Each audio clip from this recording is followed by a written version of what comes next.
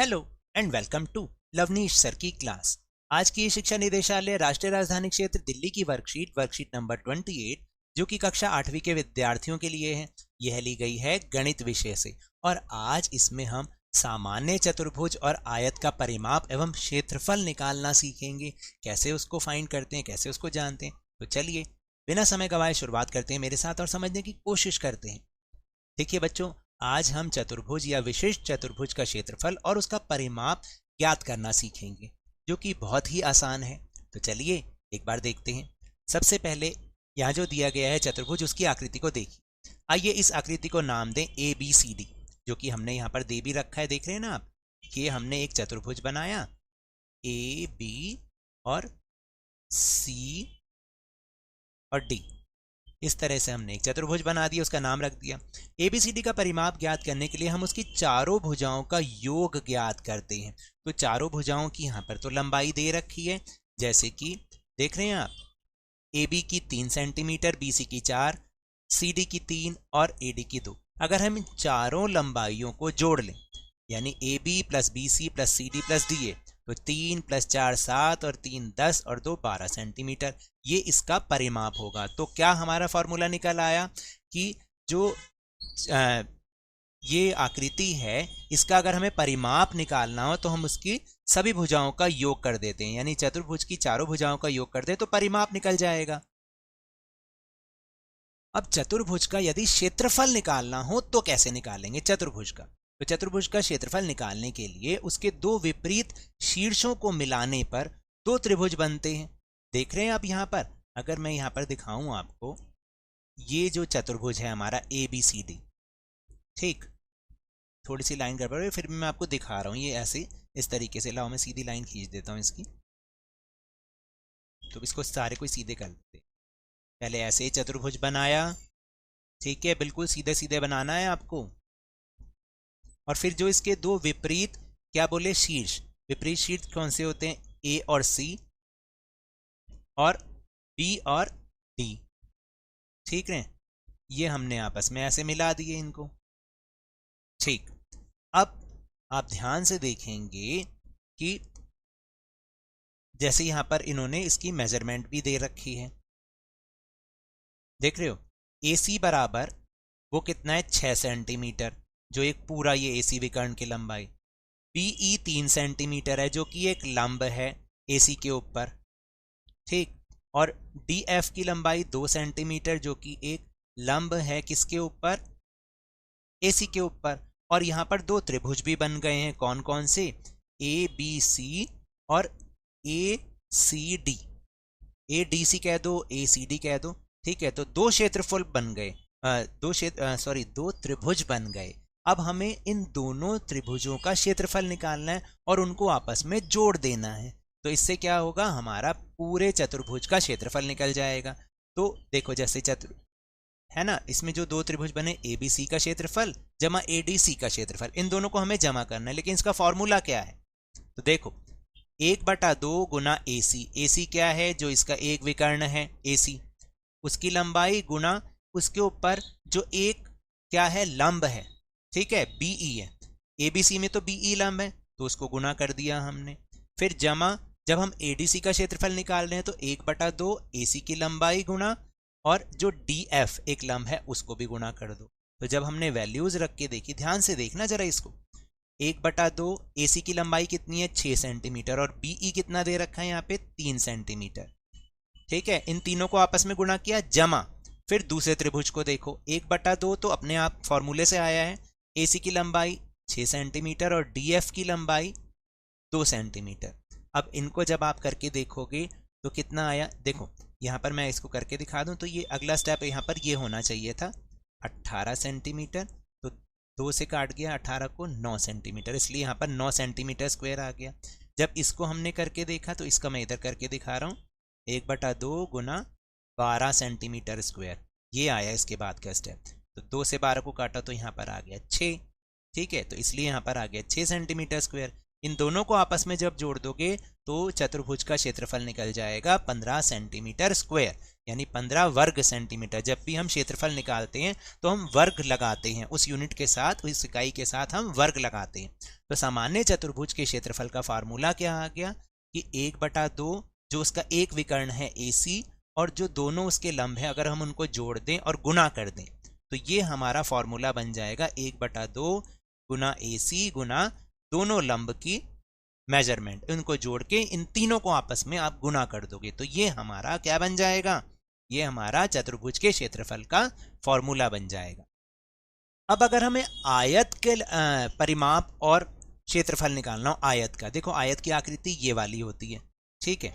आयत में जैसे ये एक आयत है EFGH, एक आयत है और इसमें क्या है EF बराबर होता है GH के, क्योंकि मैंने आपको बताया था इसकी आमने सामने की जो भुजाएं होती हैं उनकी लंबाई बराबर होती है, इसकी और इसकी बराबर होती हैं, ठीक है।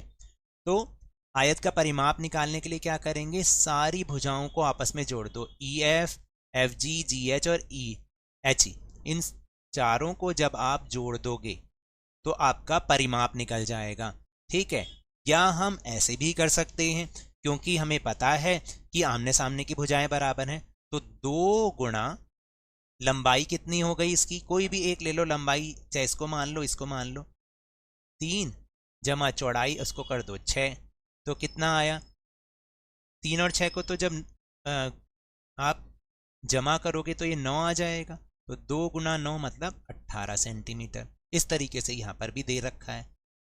तो समझ रहे हैं, परिमाप का मतलब है चारों भुजाओं को जोड़ना, या क्योंकि हमें पता है आयत में आमने सामने की भुजाएं बराबर होती हैं तो हम क्या करेंगे, 2 गुना ये लंबाई जमा चौड़ाई, ये इसका फॉर्मूला आ गया।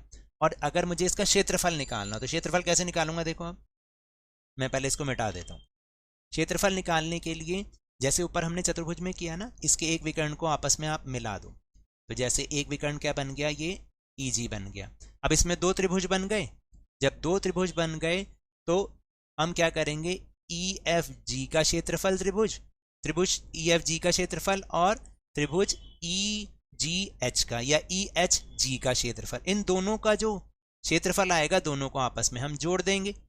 तो फार्मूला वही है, ऊपर वाला फार्मूले से हमने लाया 1/2 FG की लंबाई यानी एक भुजा की लंबाई और दूसरी भुजा की लंबाई, हम विकर्ण को नहीं देखते, ठीक है। और दूसरे वाले त्रिभुज में 1/2 GH की लंबाई गुणा EH की लंबाई, ठीक है। तो अब फार्मूले में फिट करो, तो जब हम फार्मूले में फिट करते हैं, अगर आप ध्यान से देखोगे तो दोनों तरफ कॉमन आ रहा है, कॉमन आ रहा है ना, तो हम क्या करेंगे कि 1/2 गुना FG गुना EF जमा 1/2 FG गुना EF, ठीक। अब क्या करेंगे, देख रहे हो आप, इसको हम ऐसे भी कर सकते हैं या जैसे मैंने सिखाया ऊपर वाले में, आप इसको वैसे भी कर सकते हो। हल करके देख लेते हैं एक बार। 1 गुणा 2, FG की लंबाई कितनी है 6 सेंटीमीटर और EF की कितनी है 3 सेंटीमीटर, जमा फिर 1/2 GH की लंबाई कितनी है 3 सेंटीमीटर, ठीक है, और EH की लंबाई कितनी है 6 सेंटीमीटर, करके देख लो फिर भी वही आएगा, 18 जमा 1/2 और 3 6 18, ठीक है, काट लो 9 आया, यहाँ पर भी 9 आया और ये हो गया 18 सेंटीमीटर स्क्वायर। समझ में आ गई। तो इसका मतलब अब हमें आयत का जो क्षेत्रफल मिला उसका जो फॉर्मूला होता है वो होता है लंबाई गुना चौड़ाई। तो आप ये फॉर्मूला याद कर लो, आयत का क्षेत्रफल, इसका फॉर्मूला क्या होगा, लंबाई गुना चौड़ाई, ठीक है, लंबाई गुना चौड़ाई, ये आयत का क्षेत्रफल होता है, ये इसका फॉर्मूला है। अब हम इसको करके भी देखते हैं। अब क्वेश्चन है, अपनी नोटबुक का एक पेज लीजिए, उसके शीर्ष का नामांकन कीजिए और सभी भुजाओं का माप ज्ञात कीजिए।